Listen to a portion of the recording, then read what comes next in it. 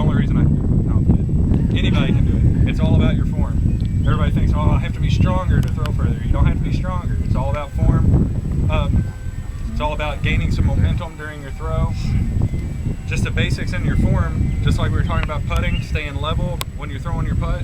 You want your body to stay pretty level. You don't want to be dipping down, pulling down to the ground and spiking it up. You don't want to be pulling up and coming down. You want to come, not trying to be crude, but you want to basically keep it straight across your nipples. Your arm will be pretty flat across your body.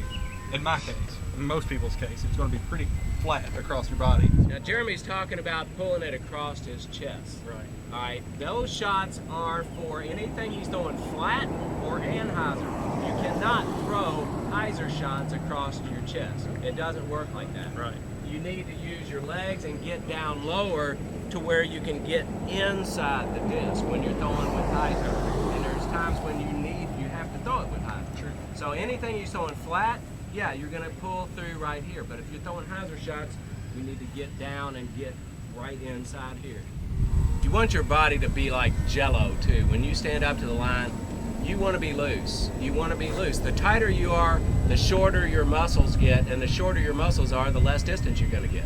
And for those who haven't played very much, I mean, you got to develop the muscles. You can't expect to be great immediately. I mean, all of us had to develop the muscles for throwing as we went. There's going to be a best way. There's going to be the best form, but as you do it more, you will develop those muscles and you will throw farther if you use the correct form. Try not to think about all these things, but the mechanics behind what I do when I throw is basically, if I'm throwing, well, I'm going to face it this way, that way I can look at you guys. If I'm going to throw in this direction, I'm going to start pulling my arm back until it can't go back anymore. Once it goes to that point, I want my shoulders to start to turn, and with my shoulders, my hips are going to be turning. Your stomach, your hips, all this stuff, it's the core part of your body, it's the strongest part of your body. So if you're using this in your throw, then you're going to throw stronger because it's all coming from the strongest part of your body, which is the core of your body. James says, I got a little more right here than you, so I should be able to throw further. But that's what it is. If you get everything working, your shoulders are strong, your core is strong, and if you're putting all that together, and then, you know, again, in reverse, my arm's going back, my shoulders and hips are turning, now my hips are turning, my core's turning, my shoulders are turning, and my arm's turning. So it's like, I try not to think about that, but that's what's going on. It's like, it's not all going at once. It's basically, this arm's going until it pulls my body backwards. And again, you want to stay on line, you don't necessarily want to come back like that. So, just a blast for you. Since I haven't thrown in about a week, I'm using a beat up Destroyer, 175 grams. Grip is kind of essential. I know some people that are going to throw with 2 fingers. Don't really recommend it starting off. I throw with all 4 fingers in there. They call it power grip. It's nothing modified, nothing special. All 4 fingers in the rim, all 4 fingers making contact with the flight plate, with the exception of my pinky doesn't necessarily touch it, but that's just because that's how they land. I'm essentially trying to do a power grip, all 4 fingers in there. You put it close to the inside of your thumb, or do you find comfortability?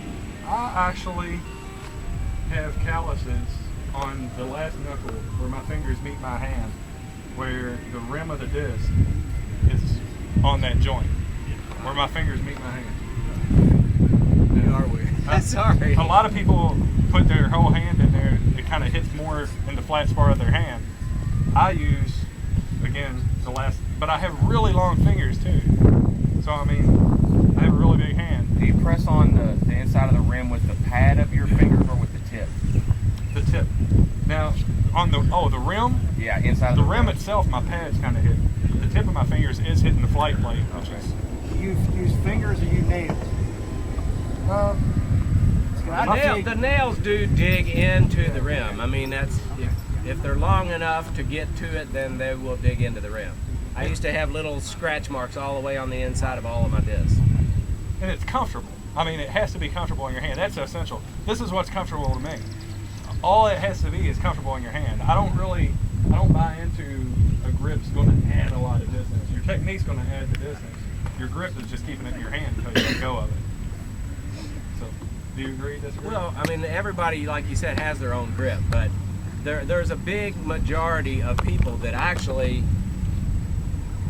has the disc kind of running from their index finger up their arm, which that's the way I've always held mine, and I know that's the way Climo holds his, and there's a bunch of people that hold it like that, because I mean it just fits better in your hand like that. For Jeremy, he's got bigger, different hands, so I mean everybody's going to be a little bit different, but that's the one that works for me, is that grip right there. And then step, again, we were talking about the X step versus whatever step versus, you know, all these different names.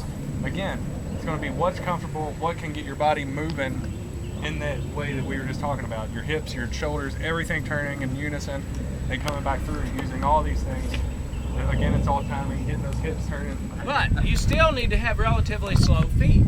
You know, I mean, slow feet is crucial, because no matter how far you can throw, if you run up there to the line and get to here like this, then you got nowhere to go. So keep your feet slow and your arms and